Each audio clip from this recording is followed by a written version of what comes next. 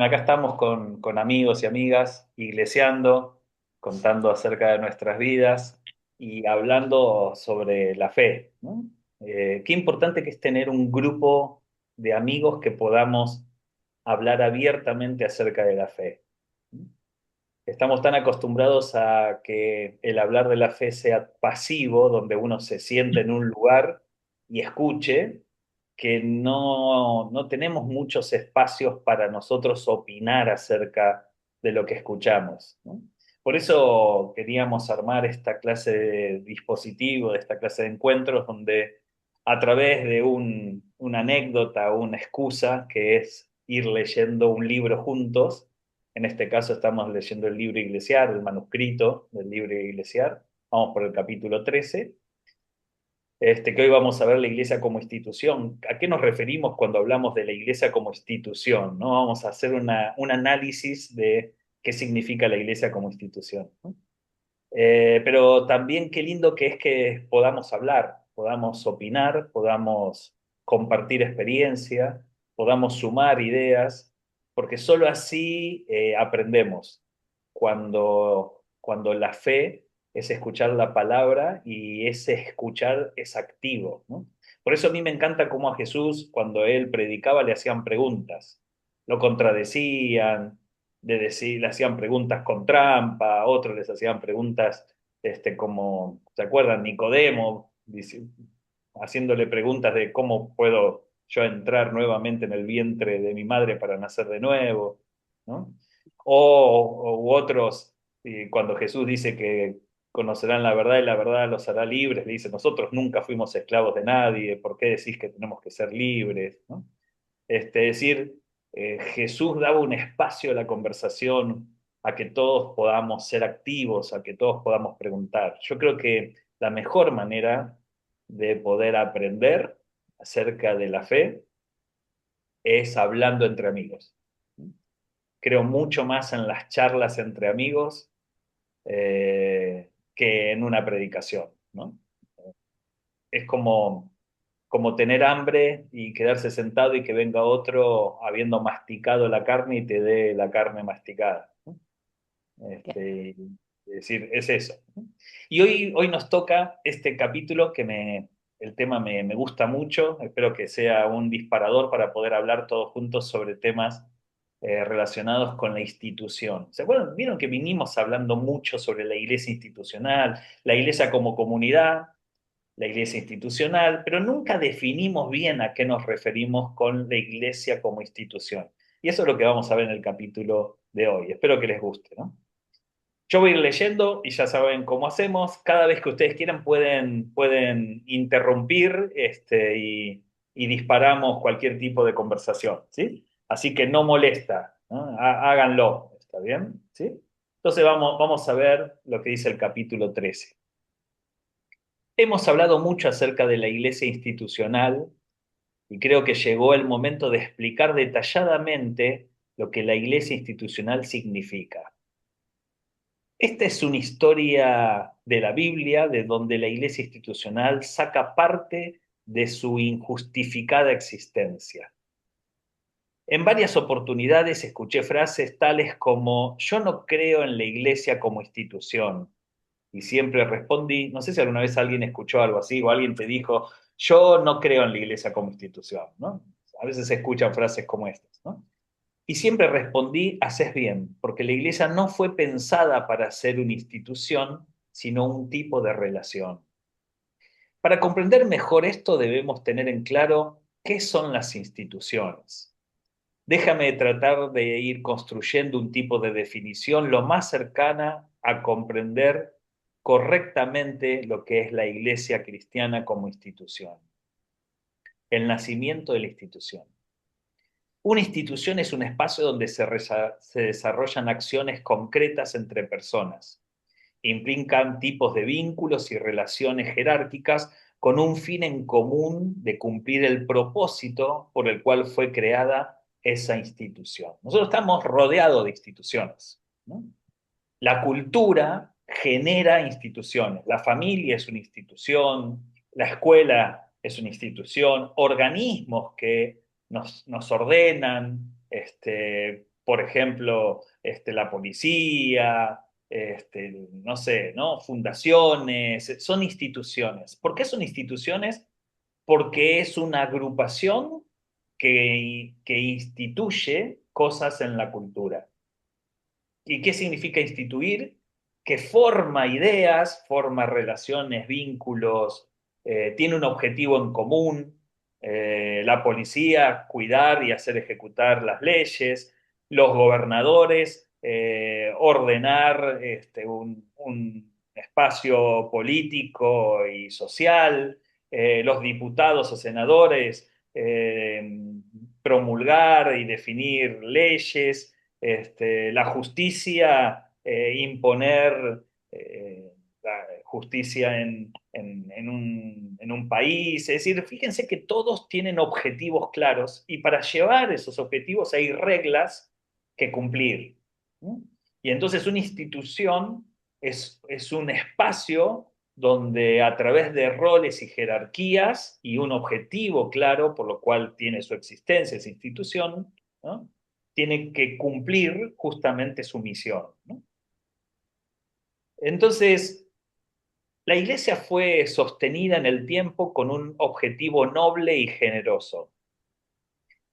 Si hacemos una lectura bíblica especulativa, ¿no? No vamos a hacer algo bíblico muy hermenéutico en este caso, una lectura bíblica especulativa, debemos remontarnos hasta Ur, ¿no? De Caldea, y observar lo que sucede en una familia típica de la zona. ¿De dónde nace la institución dentro de la Biblia? ¿No?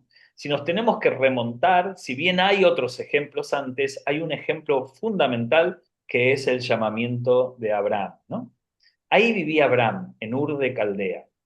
Pero Jehová había dicho a Abraham, vete de tu tierra y de tu parentela y de la casa de tu padre a la tierra que te mostraré.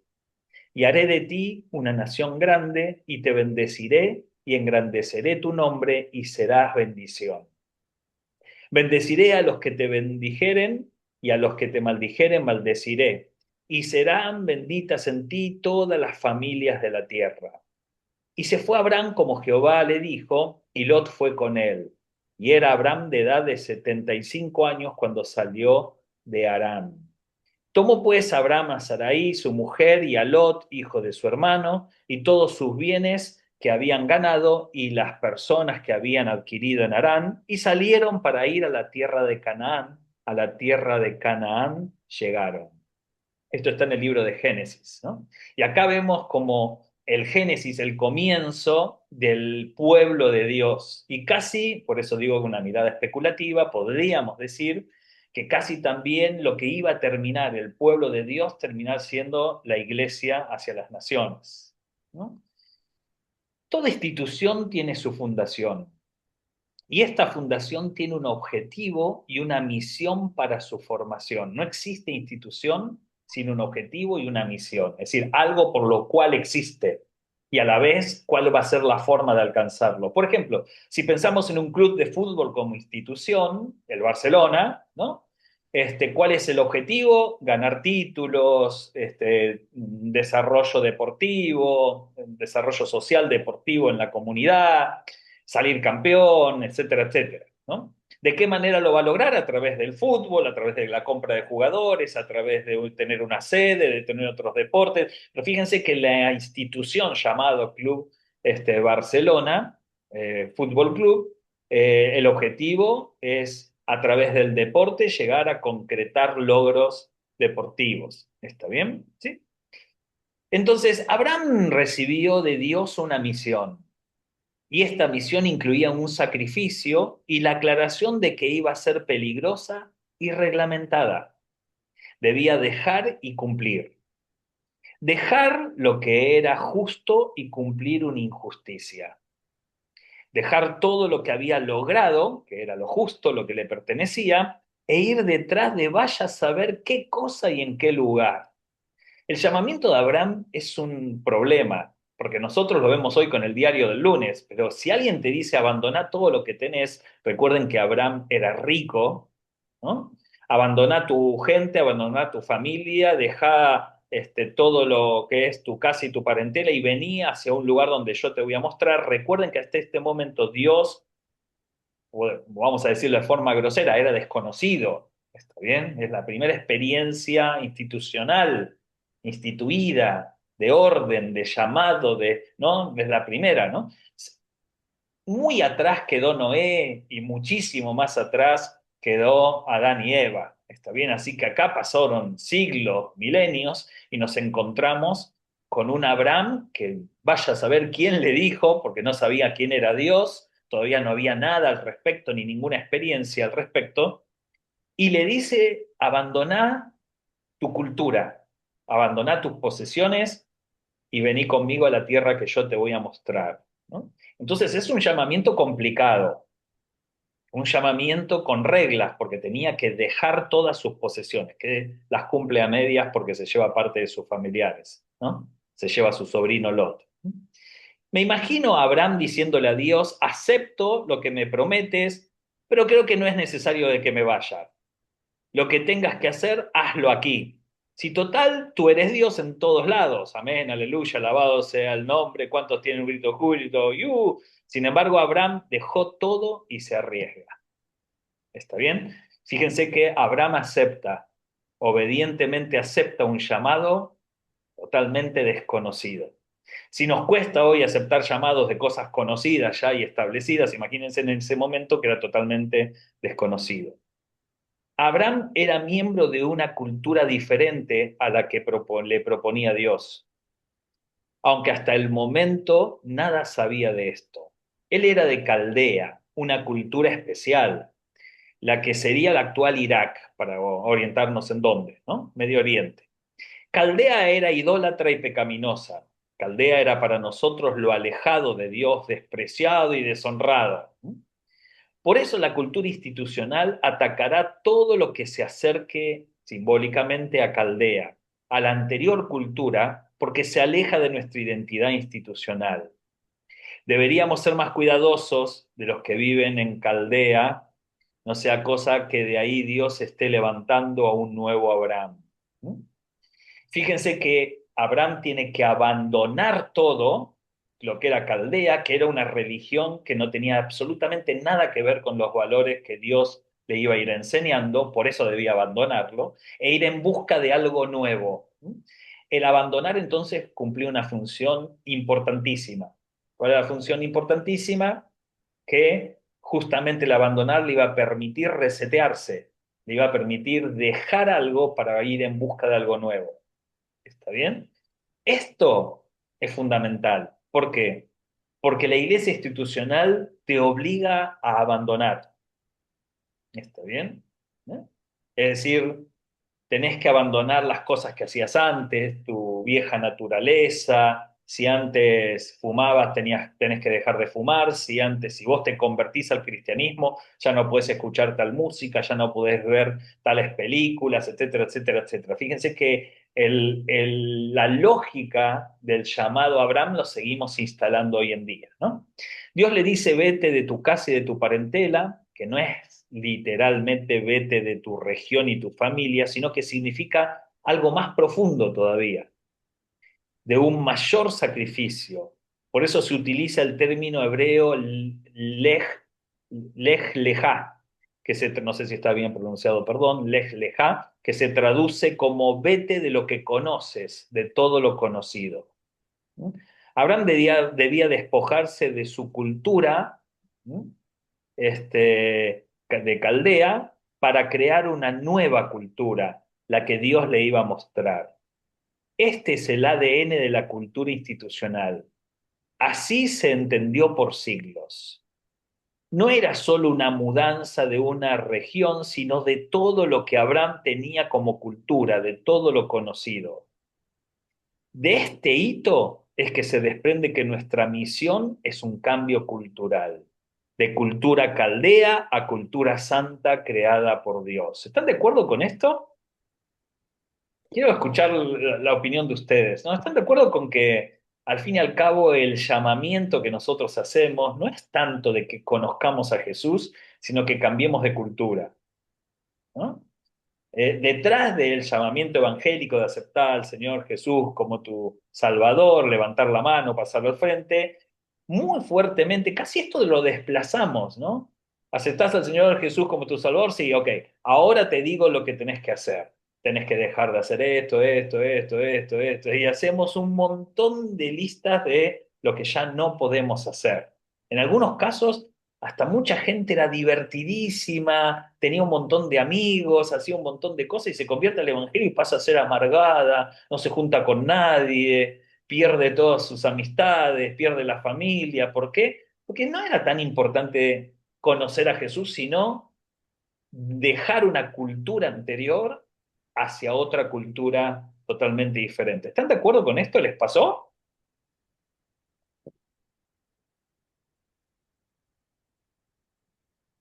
No sé si hay alguien que quiera contarnos alguna experiencia con respecto a esto.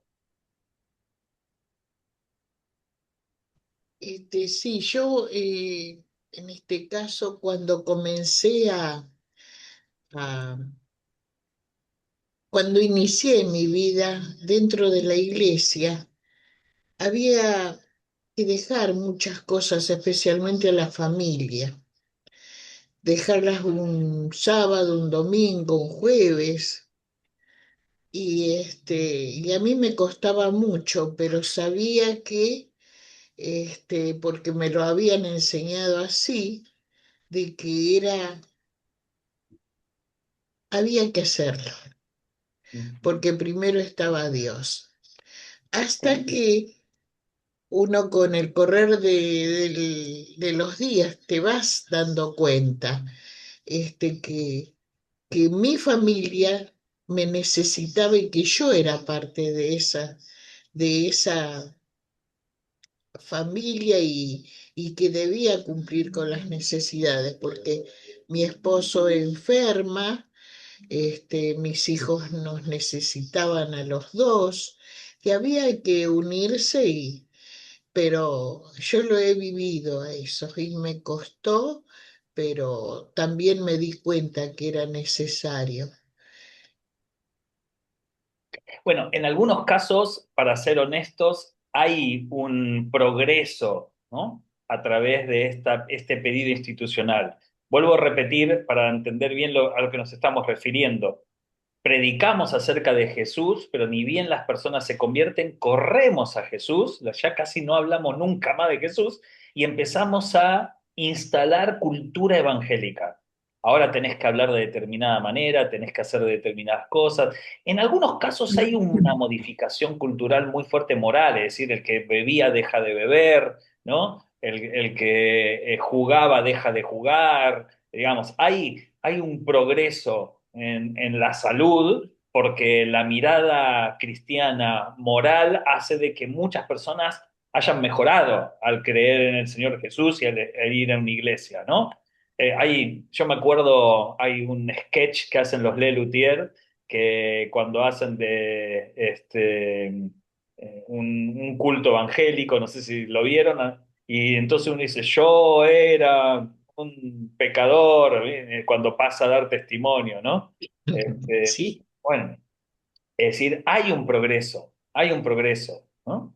El problema es que la institución cree que eso es la conversión, ¿no? Que es una serie de reglas de las cuales si vos las acatás, estás dentro del cristianismo y si no las acatás, estás por fuera del cristianismo. Y lejos quedó las reglas realmente bíblicas que tienen que ver con el amor, ¿no?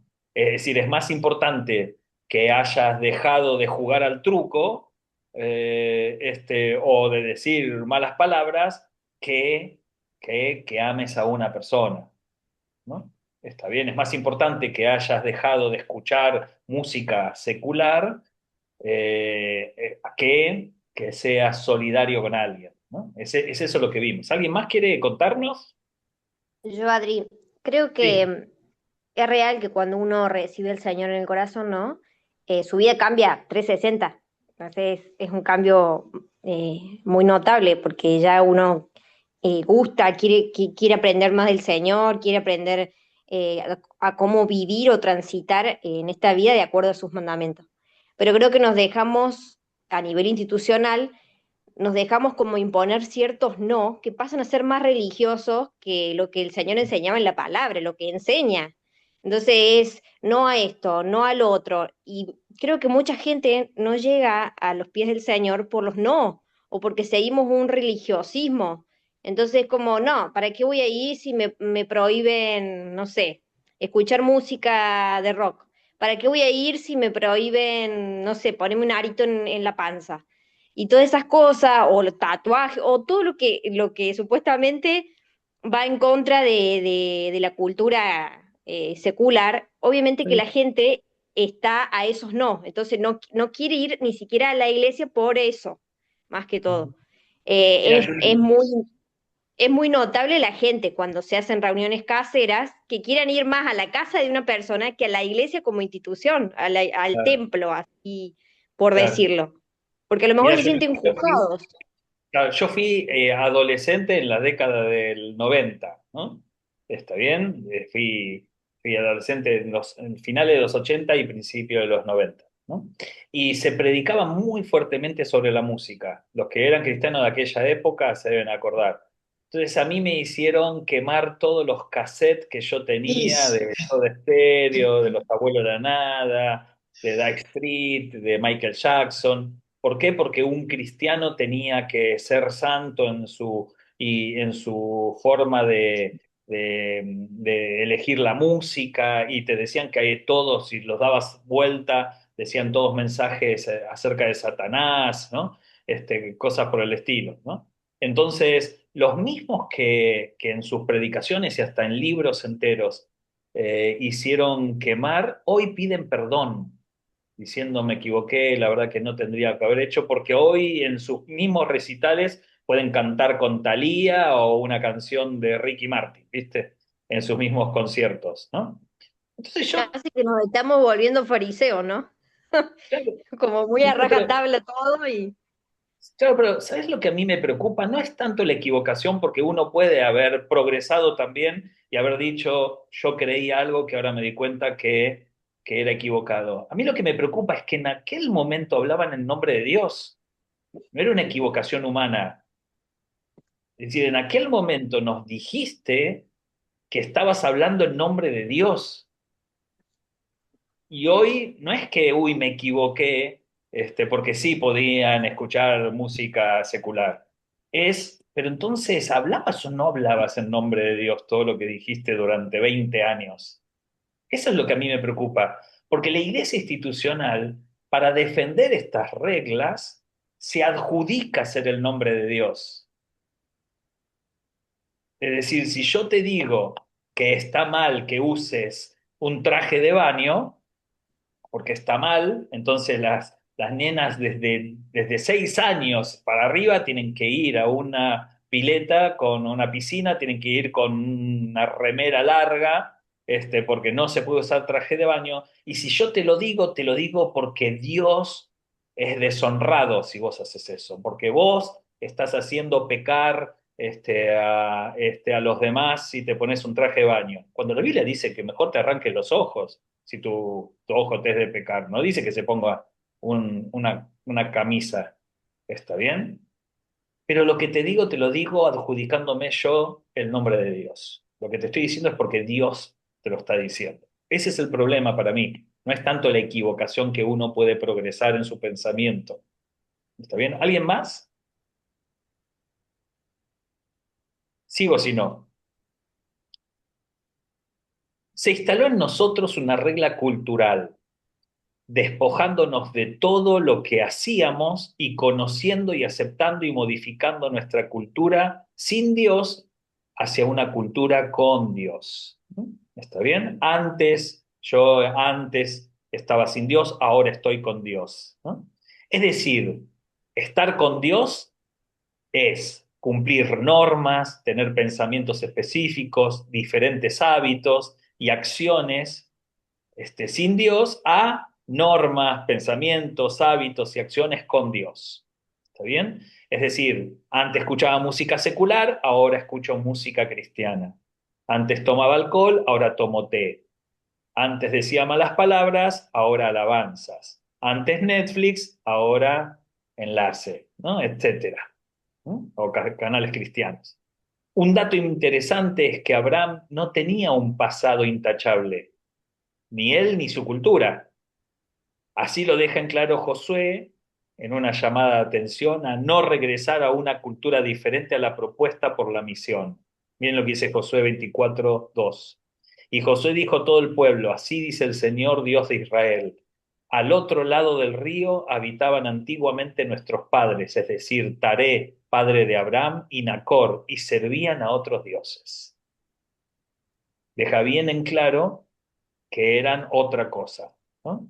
Este cambio cultural produce en nosotros un cuidado extremo a no regresar a lo que antes hacíamos sin Dios. Hay un énfasis extraordinario y exagerado a temer a todo lo anterior.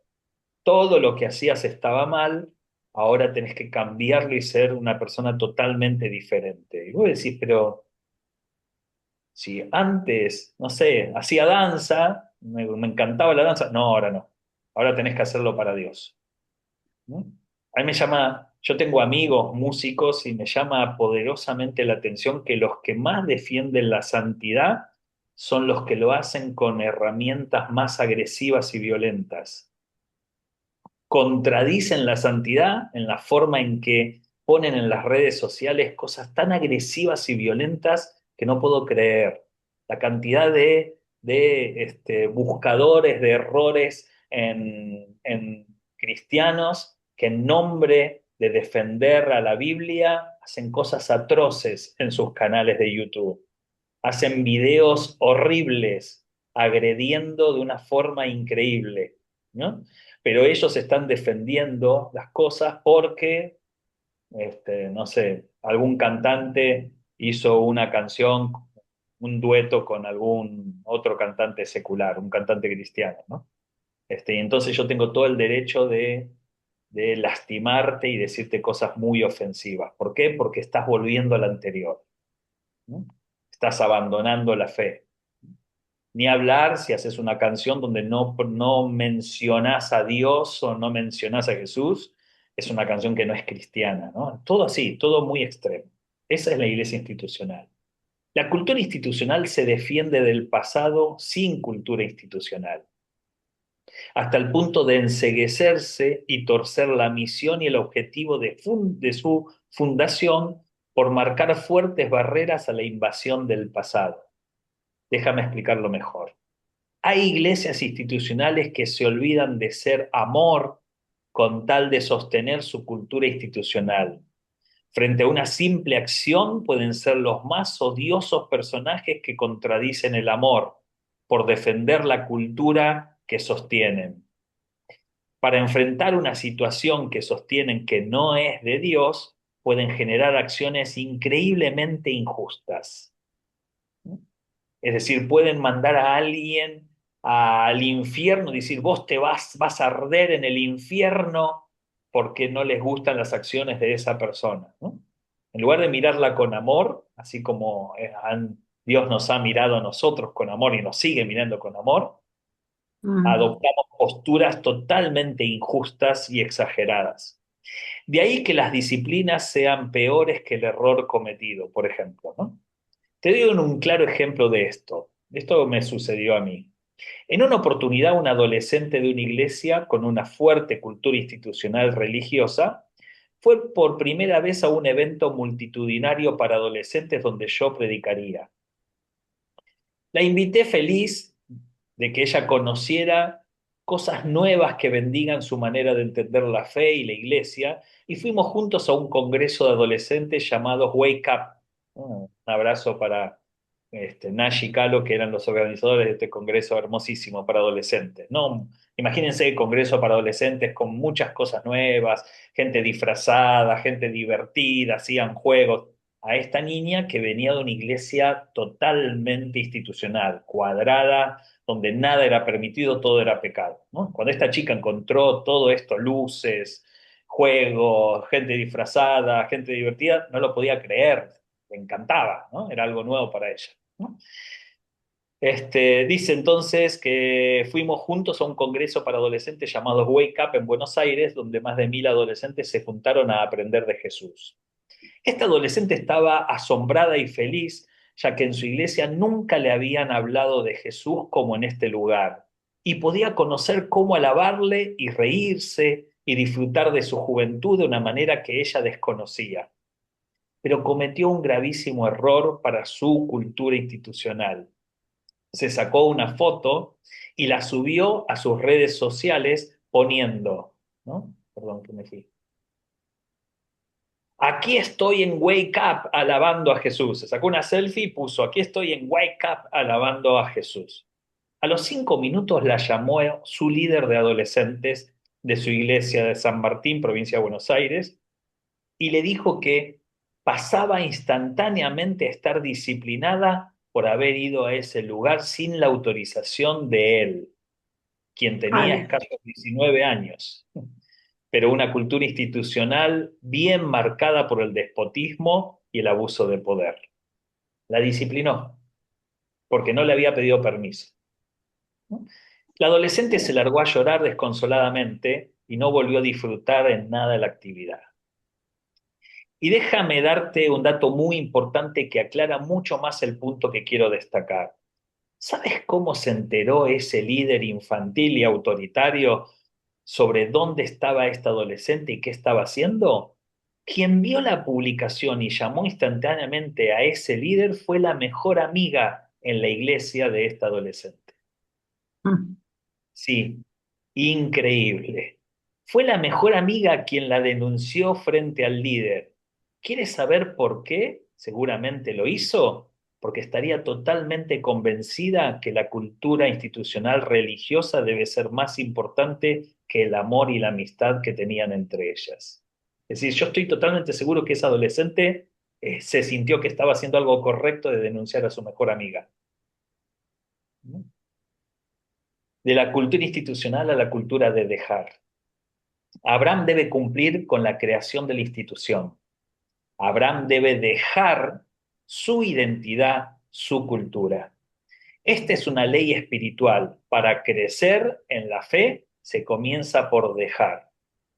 Extrañamente, la cultura institucional enseñó por siglos que lo que hace que la espiritualidad funcione comienza por recibir, todo lo contrario.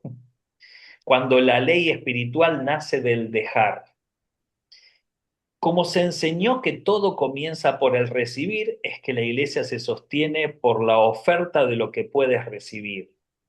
Si eres parte de la cultura institucional, esto hace que sin darnos cuenta hayamos creado un monstruo que exige constantemente recibir cosas. Quiero recibir milagros, quiero recibir prosperidad, quiero recibir respuestas. El mensaje es, sé parte de nuestra cultura para que recibas. Y, por el contrario, si no recibiste es porque algún error en tu cultura institucional cometiste que cortó la posibilidad de recibir. No diezmaste, no viniste al culto, no sembraste, no activaste, no honraste o no seguiste a tus líderes.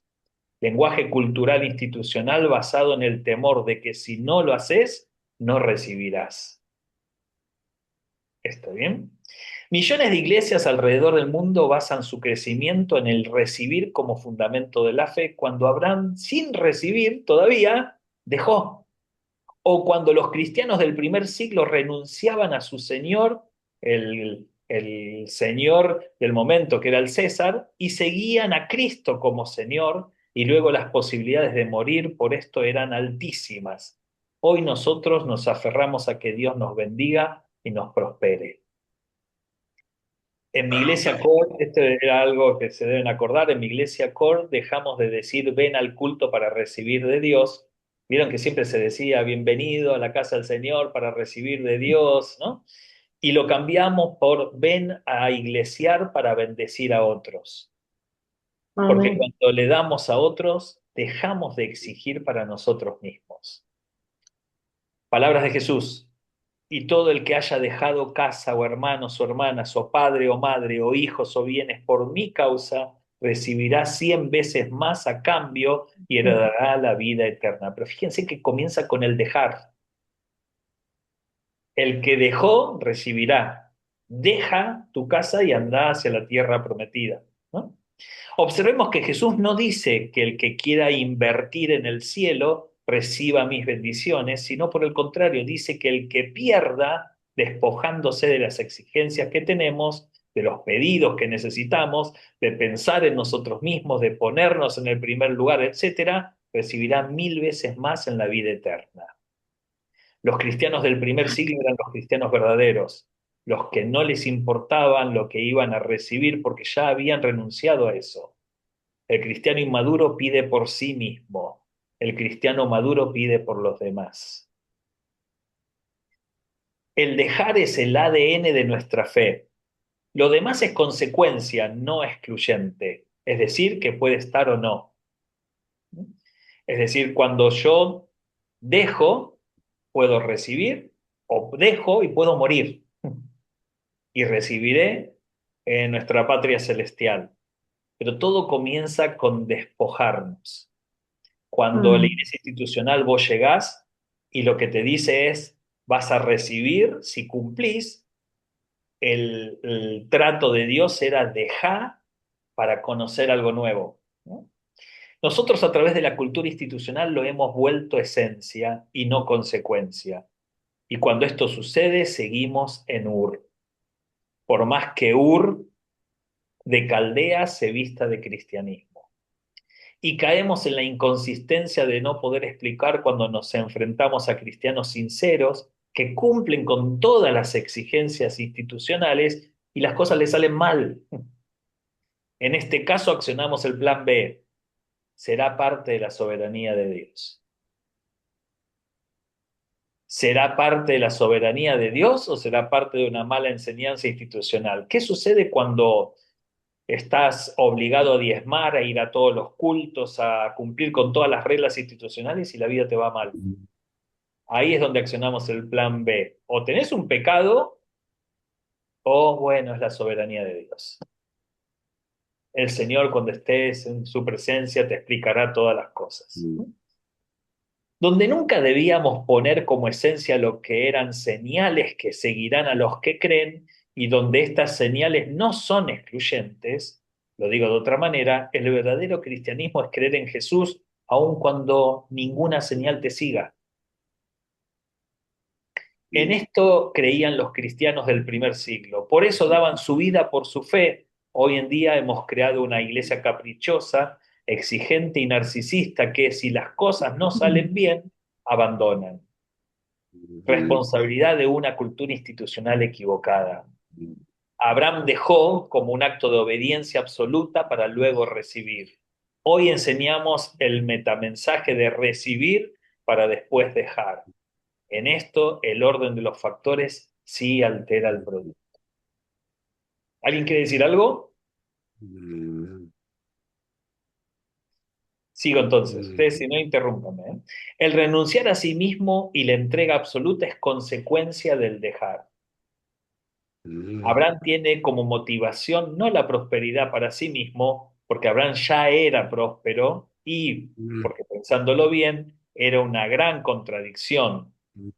Dios, que no nos olvidemos, no era su Dios, porque él era caldeo, lo invitaba a arriesgar todo lo que tenía, sus posesiones, y ofrecerlas para el objetivo final que era la generosidad. Era arriesgarlo todo para que si todo salía bien, debía ser de bendición a otras naciones, naciones enemigas, peligrosas, pero él iba a ser parte de un plan para traer prosperidad y bienestar a enemigos desconocidos, como por ejemplo le sucede después que termina pidiendo a Dios que perdone a Sodoma y Gomorra, que eran naciones horribles, que seguramente eran Mm. horribles aún contra los caldeos, ¿no? Observemos detenidamente que el objetivo final no era sembrar una cultura universal, religiosa, excluyente, autoritaria e institucional, sino, dicho de otra manera, convertirme en el milagro que los demás necesitaban. Abraham iba a ser un pueblo que sería el milagro para otros. Las palabras serán de bendición tenían el significado de traerás bienestar absoluto a los demás. No significaba te convertirás en autoridad frente a sus seguidores, ni padre espiritual que da órdenes o en juez de las acciones de los demás. no significaba tampoco que impondrás leyes pesadas, ni significaba disciplinarás a los adolescentes que no te compartan a dónde van. Lejos de esto, era algo más cercano a Dios y más alejado de nuestras miserias. Era ser lo que los demás necesitan. Tristemente, cosa que nunca pasó. ¿En qué momento dejamos que las cosas sean tan diferentes a lo que estaba en el corazón de Dios? Fue cuando creímos que el llamado de Dios consistía en la imposición de una cultura institucional. El ahora Abraham dejó. Luego de dejar iba a ver. Dejar para ver. Vete a la tierra que te mostraré. Después de dejar viene el ver. Luego ir para luego ser. Abraham es. Después de dejar, Dios le muestra a Abraham y él va para luego recibir y eso lo convierte en bendecido. Es lo mismo que decir que luego de dejar, dejó su casa y su parentela, va hacia la tierra prometida, Abraham es de bendición a otros. Es bendecido porque no se puede dar sin tener lo que debemos dar. Después de ser, Abraham puede dar. El objetivo final de nuestra misión no es ser grande, sino engrandecer a otros. Un negocio extraño es tener que dejar, ser fieles a la promesa, abandonar lo que conocíamos, obedecer al cambio y mucho más sacrificios para que solo seamos vehículos de lo que los demás reciban.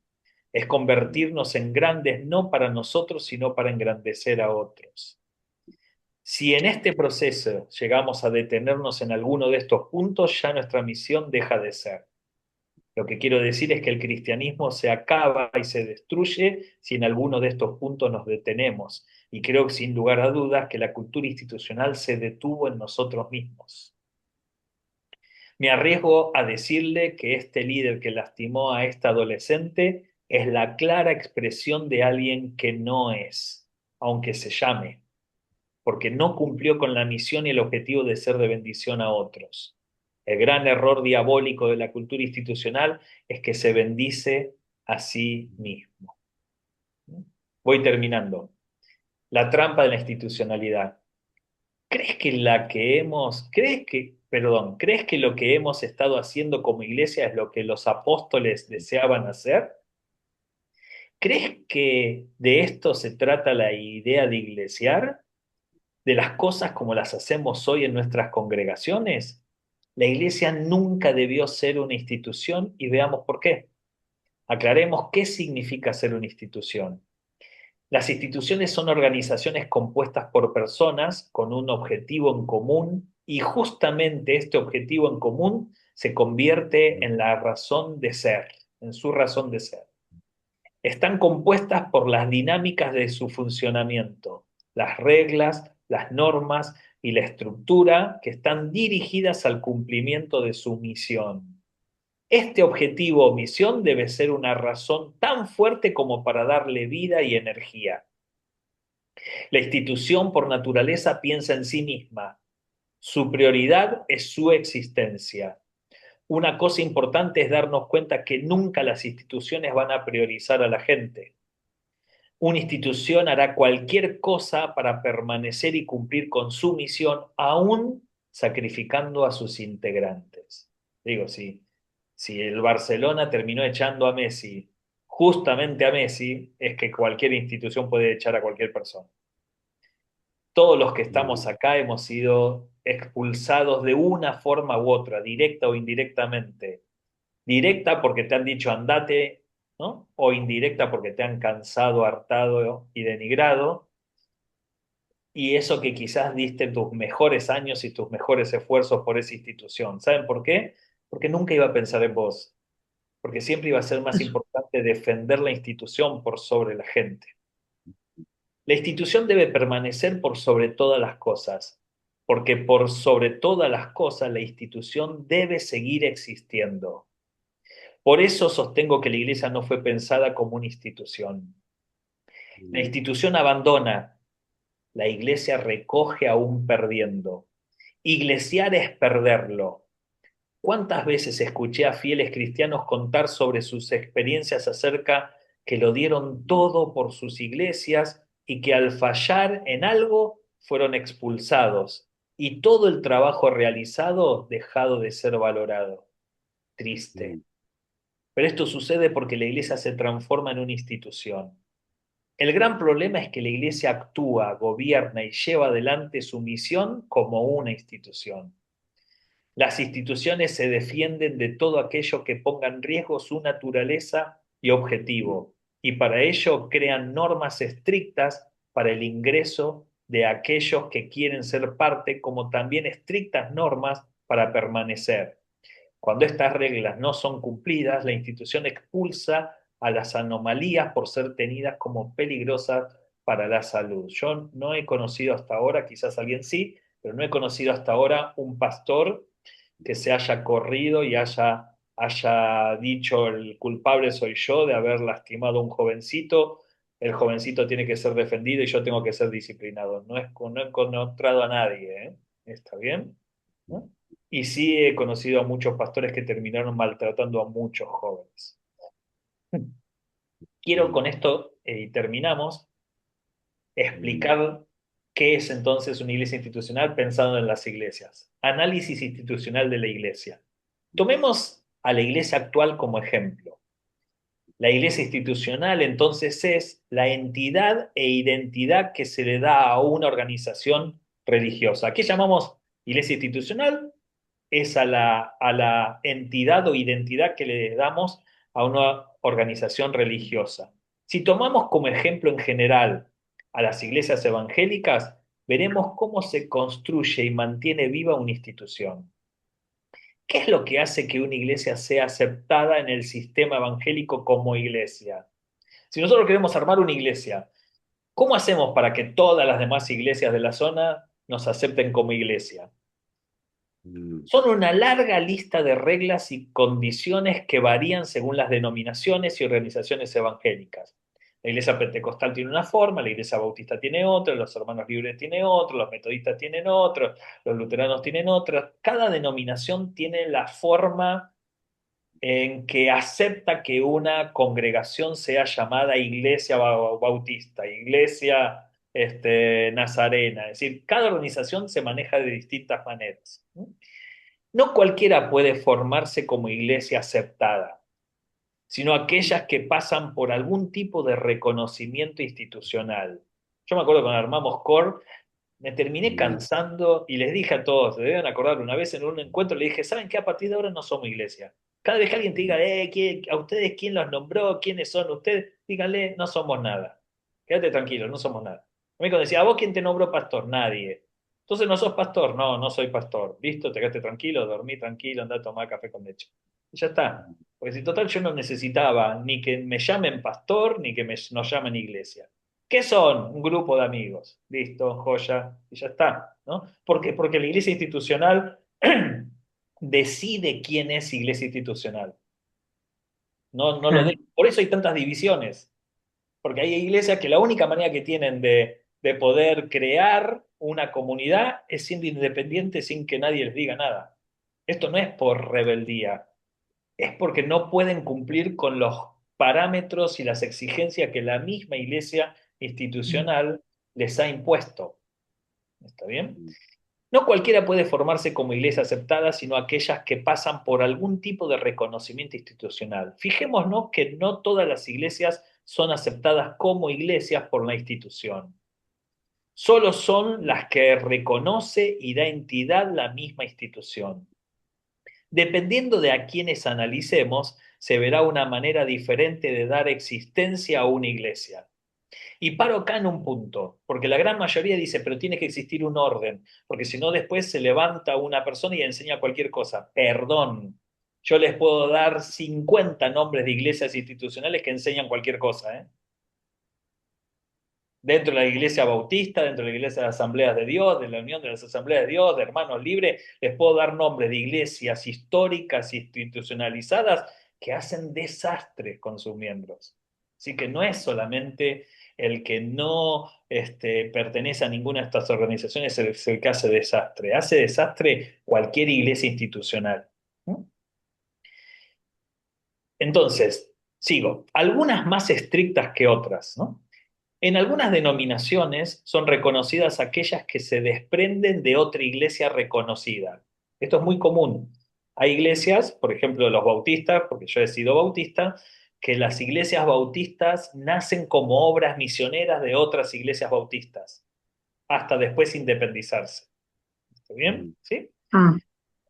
En algunas denominaciones son reconocidas aquellas que se desprenden de otra iglesia reconocida. Por ejemplo, no te conviertes en iglesia hasta que la iglesia madre te lo permita. Mientras tanto, serán tenidas en cuenta como una iglesia, pero de segunda, llamadas obras Mm. misioneras, extensiones, casas de oración, etcétera. Pero no tiene la misma entidad que la iglesia madre y quizás nunca la tengan. Esto es porque justamente la misma institución permite el nacimiento de otra institución. Debido a esto es que la acción más común para el nacimiento de una nueva iglesia es la división. Justamente porque no es nada fácil que una iglesia permita el nacimiento de otra iglesia. Sí. Lo que están haciendo algunos es, ok, vos sos iglesia, pero igualmente dependés de nosotros. Te tenés que llamar de la misma Mm. forma, yo tengo que ser tu apóstol, siempre tiene que haber alguna conexión donde vos sos de segunda, no vas a ser como nosotros. Y en algunos casos hay denominaciones que todos pertenecían a una asociación con un fichero de culto. Una de estas iglesias creció tanto que es más grande que toda la denominación y entonces siguen perteneciendo con el nombrecito más o menos, pero crean una fundación donde ya no tienen carácter legal, ya no son de la Unión de las Asambleas de Dios, ahora es la Fundación Cristo no sé cuánto, ¿no? Que como somos fundación, somos de la Unión de las Asambleas de Dios, pero no pertenecemos a la... ¿Por qué? Porque somos más grandes que Mm. ustedes. Pasan ese tipo de cosas, ¿no? Y donde entonces el pastor pasa a ser el presidente de la asociación civil o de la fundación. ¿No? Entonces, debido a esto es que la acción más común para el nacimiento de una nueva iglesia sea la división, justamente porque no es nada fácil que la iglesia permita el nacimiento de otra iglesia. Los casos existen, pero son muy pocos, donde una iglesia realmente deja crecer a otra iglesia, la bendice y sean ustedes una iglesia, no tienen que hacer lo que nosotros querramos, ni tener nuestro nombre, ni nuestra filial. Que el Señor los bendiga y hagan lo que el Señor les muestre. Muy pocos casos. La gran mayoría deben desembarazarse de manera violenta y conflictiva. ¿No? Otra cosa, ¿Verdad eso? y ni hablar de cuando es un líder que crece dentro de la iglesia, donde pasa a ser el líder muy importante, más importante que el pastor, y entonces lo expulsan llevándose gente y se crea entonces la división. Porque este pastor no tuvo la capacidad y la humildad de decir, hermano, sos mejor que yo, armate una iglesia, yo te ayudo. No, Mm. muy pocos casos sucede eso. Otra cosa es el extraño caso de que en algunas instituciones solo se pueden hacer ciertas actividades en su propio espacio y no en otros lugares. Por ejemplo, se puede predicar en todos lados, pero los casamientos no se pueden hacer en una iglesia de segunda, en una obra misionera. Deberás hacerlo en la iglesia madre. Extraño, ¿no? O los diezmos son para la iglesia madre, no son para la obra misionera. Extraño, ¿no? Sí es posible predicar, que es lo más importante, ¿no? ¿Por qué no podemos hacer todo lo demás? La respuesta es porque existe un orden. Esto se llama orden institucional, que solo lo dirigen aquellos que están arriba en la institución. Y de esto podemos hablar muchas cosas más. Pero quiero pasar a otro concepto institucional, la multiplicación. ¿Qué es la multiplicación en la iglesia institucional? Es el objetivo más importante de la institución cristiana. No pensemos en el objetivo bíblico, sino en el objetivo que presentan las iglesias institucionales. Acá no es importante que la persona conozca de Jesús, sino que seamos muchos. No importa si conoce o no conoce, pero que se congregue. La razón más fuerte que tiene la iglesia institucional es justamente su multiplicación. Este objetivo justifica su existencia y le da sentido a toda acción dentro de la institución. Sin este objetivo de multiplicarse, no tiene razón de ser. Y cuanto más grande sea, más institucional se vuelve. Predicar el Evangelio y discipular es una manera de disfrazarlo, pero en la práctica genuina los integrantes deben hacer crecer a la institución y no al Evangelio. Es decir, tiene que crecer la iglesia, que se llama Iglesia Jesús, no sé cuánto, no tanto el Evangelio. Entonces, si hay una persona que se viene de 20 cuadras, no le digas que vaya a la iglesia de 2 cuadras de su casa, tiene que venir a la nuestra y venir 20 cuadras. ¿No? Porque no es importante el Evangelio en sí, sino lo importante es la iglesia local a la cual perteneces. Entonces, cuanto más grande sea la institución, es decir, cuanto más se haya multiplicado, más fuertes serán los lazos institucionales y por ende más se le exigirá a la gente. Las iglesias multitudinarias son las iglesias que más gente necesita porque tienen más cosas que hacer. Muchas veces las personas abandonan casi su vida porque tienen actividades los lunes, los martes, los miércoles, los jueves, los viernes. Casi no tienen vida. Es importante aclarar que la institución local siempre deberá ser priorizada por sobre otras instituciones. ¿Qué quiero decir? La iglesia verdadera es la nuestra. Y pero allá hay una que el pastor predica re bien, allá hay otra que van a hacer un congreso. No, se quedan acá. No pueden escuchar a otros pastores, no podés ir los viernes a una iglesia, los sábados a otra iglesia y los domingos a otra iglesia, porque eso se ve muy mal. Tenés que pertenecer a un lugar. El esfuerzo es para la institución local. Se toma en cuenta como un buen resultado a la persona que hizo crecer a su institución y no a otras. Puedes predicar, pero los frutos deben congregarse en la misma institución o no serán tomados en cuenta. Yo le prediqué a mucha gente. ¿Y dónde está la gente? Bueno, no sé, debe haber ido a otras iglesias. Y entonces, ¿por qué no la trajiste a tu iglesia? Y si alguien hace transformar a su iglesia en una iglesia multitudinaria, imagínense a alguien que de una iglesia chiquitita la hace gigante, se convertirá rápidamente en un personaje importante para la institución. No importa si los fines fueron equivocados, las formas fueron equivocadas, ya que la existencia de la institución es alcanzar su objetivo y el objetivo de la iglesia institucional es la multiplicación. Cuanto más grande sea la iglesia, más exitosa se vuelve y más digna de ser imitada. Van a venir gente de varios lados para ver cómo hiciste vos para crecer. Y pero lo hice destruyendo la integridad de la gente, lo hice llenándolos de actividades, lo hice obligándolos a que traigan gente, porque si no dejaban de ser líderes, no importa, creciste. Y esto suele ser a costa de perder sus propios valores. De ahí es la existencia de los grandes siervos de Dios, una gran contradicción ponerle grandes. Pensar en la iglesia multitudinaria sería una contradicción porque no nos permitiría poder conocernos y acompañarnos. Esto pareció no haberle importado a la iglesia multitudinaria, pues sacrificando que sus integrantes no se conozcan, ni su pastor conozca realmente a sus miembros, como el objetivo de la multiplicación se cumple, ya no importa si esto se logra aún con el fracaso de las relaciones. Mm. Espacio institucional es el lugar donde se desarrolla la institución. Es el templo, el salón, el estadio, las casas. Fuera de estos lugares no hay iglesia. Los espacios, nosotros podemos predicarle a alguien en la parada del colectivo y le decimos, tráelo a la iglesia. Ya estaba haciendo iglesia en la parada del colectivo. No, eso no era iglesia. La iglesia es el culto. Los espacios físicos deben ser reglamentados para su utilización. No sirve un espacio físico que no cumpla con el objetivo de la multiplicación de la institución y por ende el culto es su mejor estrategia. Por eso hay gente que le da de comer en la calle a la gente y te dicen eso no es iglesia. Ahí Mm. no estás, estás ayudando a la gente, no es iglesia.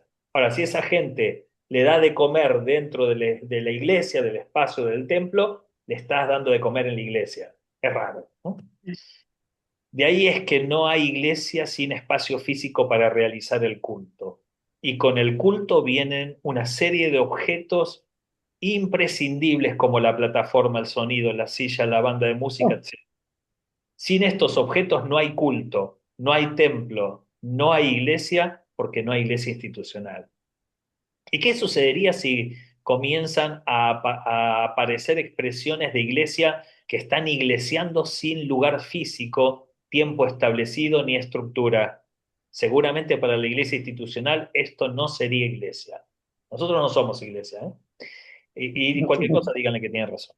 Le pondría algún nombre despectivo y no le incluiría como iglesia. Dirían que son células en casas, solo grupos, movimientos, pero no las llamarían iglesias.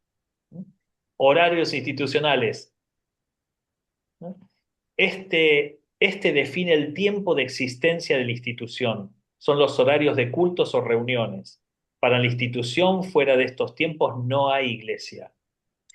Puedes haber estado limpiando el salón por horas, pero si no llegás al culto, al templo, no te congregaste.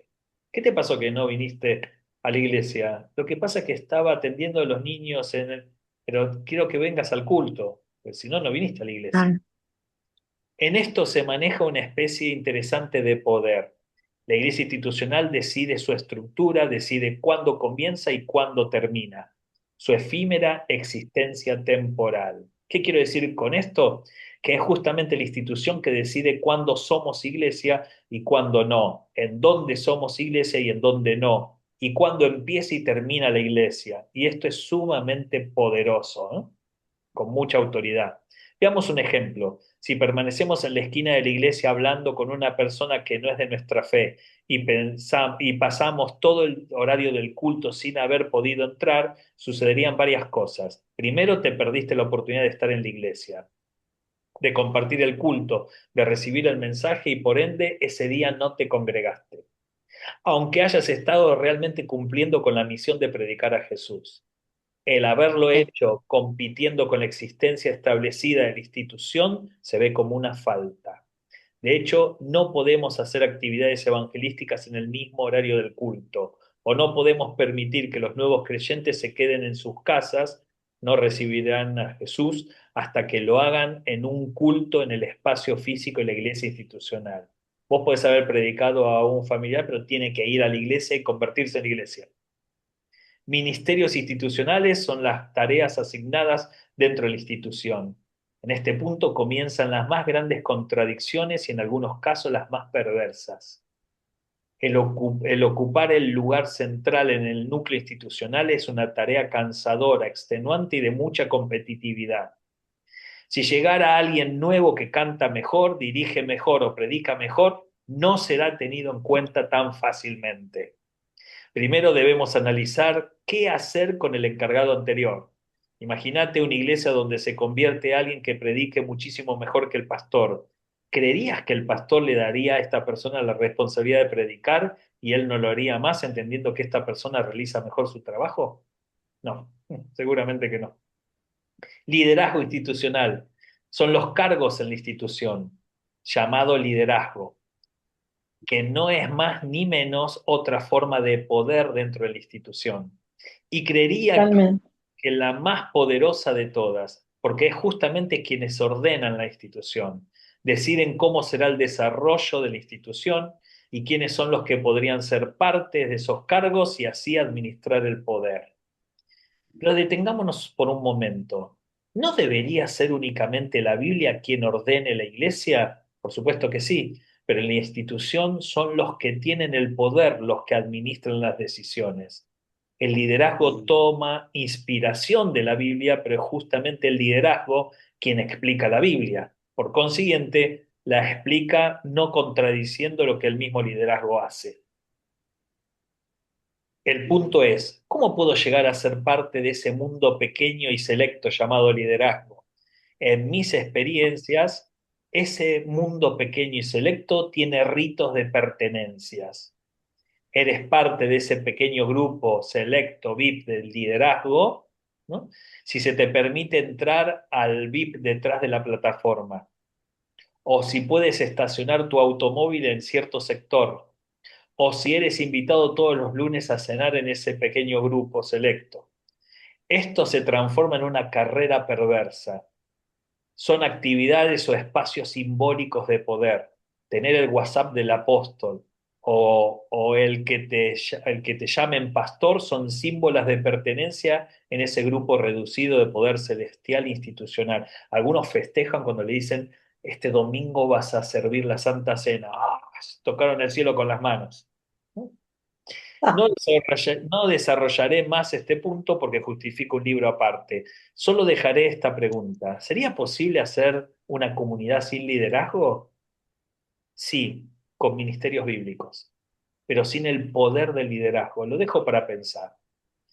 Después de que la madre de Santiago y Juan le pidiese a Jesús que en el reino sus hijos se sienten uno a la derecha y otro a la izquierda, Jesús les dice a los discípulos, así que Jesús los reunió a todos y les dijo, ustedes saben que los gobernantes de este mundo tratan a su pueblo con prepotencia. No sé si te da sentido esto, ¿no? Y los funcionarios hacen alardes de su autoridad frente a los súbditos. No sé si conoces alguna iglesia así. Pero entre ustedes será diferente. El que quiera ser líder, que entre ustedes deberá ser sirviente. Y el que quiera ser primero, entre ustedes deberá convertirse en esclavo, pues ni aun el Hijo del Hombre vino para que le sirvan, sino para servir a otros y para dar su vida en rescate por muchos. Mateo capítulo 20. Ustedes analicen si esto es real en la iglesia institucional. Si los pastores no terminan, los apóstoles o los profetas o los líderes, no terminan manejando con prepotencia una autoridad y gobernando a la gente y se tiene que hacer todo lo que ellos dicen sin ser discutido. Vi en las redes sociales una publicación de un pastor de la zona sur del Gran Buenos Aires que decía muy liviana pero institucionalmente, si deseas ser ungido, honra a tu pastor y Dios te honrará. Seguramente que me dirán que esto es bíblico, pero no analices desde la Biblia, sino desde la institución. Lo que este pastor estaba instituyendo es la absoluta entrega de sus miembros a su autoridad. No fue para nada sutil, créeme. Reglas de funcionamiento institucional. Crecer, trabajar, diezmar, participar de los cultos, predicar, no fumar, no decir malas palabras, etcétera, son parte de las reglas institucionales. Algunas son morales y otras políticas dentro de la institución. Las reglas fortalecen el funcionamiento de la institución y por ende deben ser acatadas sin pensar. Muchas de ellas tienen una débil presencia bíblica, pero una absoluta importancia en la puesta en práctica institucional. Las reglas pasaron a ser el corazón de la institución y con ellas su contradicción. La mayoría de las enseñanzas de Jesús no son tenidas en cuenta, salvo la de la cruz y el perdón, pero las demás son corridas por una mala interpretación de las enseñanzas paulinas. A la institución le interesa más Pablo que Jesús, por el carácter reglamentario de la vida en la iglesia, sobre todo en las cartas de Pablo del primer tiempo. Es muy interesante ver el desarrollo pastoral y como pensador de Pablo desde sus primeras cartas hasta las últimas, de semilla a árbol. ¿No? Es interesante ver cómo las últimas cartas de Pablo se vuelven tan pastoral y tan amorosos y las primeras son tan duras. ¿No? Pero no podemos ir a Pablo sin pasar primero por Jesús, cualquiera de las dos etapas de Pablo. Orden institucional gracias a las reglas en que se mantiene el orden institucional. Esto organiza y mantiene el equilibrio institucional, haciendo que las cosas funcionen correctamente y nada ni nadie pueda alterarlo. Si existiera una persona que altera con sus dichos o hechos este orden institucional, debería ser corregido o hasta expulsado de la institución. Yo, por ejemplo. Por lo general, esto sucede bajo la forma de la rebeldía o la herejía. La última, disciplina institucional, el castigo por no cumplir las reglas. En este punto queda más explícita la existencia de la institución, pues la disciplina es una de las enseñanzas más morbosas y antibíblicas que existen. Si un creyente peca contra ti, háblale en privado y hazle ver su falta Si te escucha y confiesa el pecado, has recuperado a la persona, Mateo 18:15. Si caíste en pecado, lo reconociste y estás arrepentido, ya no debiéramos hacer nada, pues hemos ganado un hermano, pero igualmente lo disciplinaremos, no para él o ella, sino para que vean los demás lo que sucede con alguien que no acata las reglas. Pero justamente en la iglesia institucional no se hace lo que menciona Mateo debido a que la falta no es tomada para sí mismo o para con otra persona, sino contra la institución. Esto es crucial. La explicación que se da al desconocimiento bíblico es justamente institucional. La disciplina con tintes de castigo es para que los demás aprendan. ¿Aprendan a qué? A no fallar a las reglas institucionales. Por ejemplo, si no diezmas, serás expulsado del liderazgo. Conclusión, la institución necesita de una enorme estructura para funcionar y esta estructura la hacen funcionar las personas que forman parte de la institución como las que deben imperiosamente sumarse. Para seguir pensando sobre la institución y sobre la importancia de la comunidad que contradice todos los aspectos institucionales. ¿Por qué? Porque la institución defiende la estructura, por eso termina hasta cansando a la gente, ¿no? Por eso se gastan tanta plata en la estructura, porque defiende la estructura. Su misión es la institución en sí, que es la estructura, cuando la comunidad defiende a la gente. No importa que tengas o no tengas, no importa que seamos pocos o muchos, cada persona es importantísima. Cuando la mirada institucional hace énfasis en la multiplicación, entonces una iglesia de 20 personas es una iglesia insignificante. No sé si conocen ustedes algún pastor de 20 personas que dé cátedra sobre multiplicación y evangelismo en un congreso. Por lo general, los que invitan a los congresos son personas que tienen iglesias multitudinarias, porque no importa el corazón de lo que estemos haciendo, importa lo material, lo institucional. En cambio, en la comunidad todos son importantes. Si tiene una buena idea y la está implementando en una comunidad, sería tan importante como aquel que ha ganado 20.000 personas en una congregación. Y quien tiene o no tiene pasa a ser exactamente lo mismo. Por eso es importante que para iglesiar hagamos comunidad.